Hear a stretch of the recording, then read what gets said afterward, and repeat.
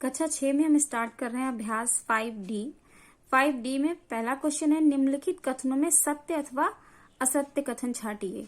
तो देखिए यहाँ चर और अचर की बात हुई है, तो चर संख्याएं क्या होती हैं और अचर संख्याएं क्या होती हैं।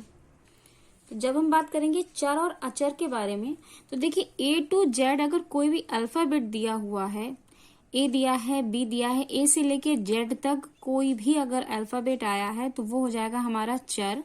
और अचर का मतलब होता है कोई भी संख्या, अगर कोई संख्या दी हुई है तो वह हो जाएगा हमारा अचर। लेकिन अगर कोई संख्या इस तरीके से दी हुई है x+5, अब तो इन दोनों के बीच में ये प्लस का निशान लग गया है, तो ये चर कहेंगे या अचर कहेंगे। तो यह जो संख्या हो जाएगी यह हमारी हो जाएगी चर।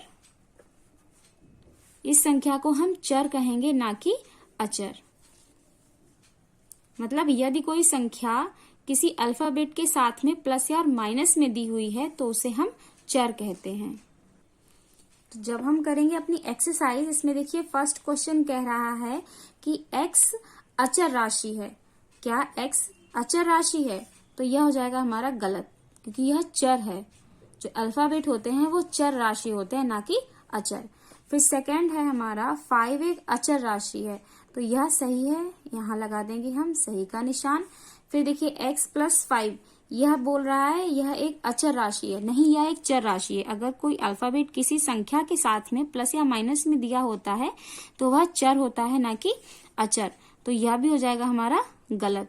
फिर फोर्थ कह रहा है x⁵ अचर राशि है, तो x दिया तो x ही है, ये तो घात लगी हुई है। अगर x को 5 बार लिखेंगे तो आएगा तो x ही 5 बार, तो यह भी हमारा हो जाएगा गलत, क्योंकि x हमारी एक चर राशि है। फिर कह रहे हैं सेकंड वाले में कि निम्नलिखित कथनों में अचर लिखिए। तो देखिए जब ये क्वेश्चन करेंगे तो यहाँ पर जब चर अचर राशि ढूंढनी है कि ये जो पहला दिया हुआ है y बराबर 4x, तो इसमें अचर कौन सा है। तो अचर की जब बात करेंगे तो अचर हो जाएगा इसमें 4, और y और x क्या है, चर राशि है।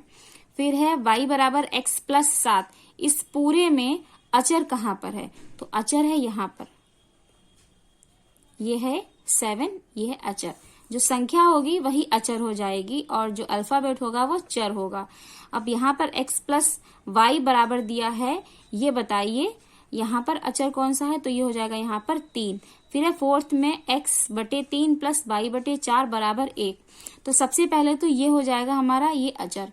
अब फिर इसमें जब निकालेंगे तो इसमें हम निकालेंगे यहाँ 1/3 + 1/4 आएगा। जब संख्या नीचे इस तरीके से बटे में दी होती है, देखिए यहाँ पर जब हम निकालेंगे कि अचर क्या है, तो यहाँ पर जो आएगी संख्या वो आएगी x/1/3, यहाँ 1/3 गुणा x प्लस इसको लिख सकते हैं 1/4 गुणा y।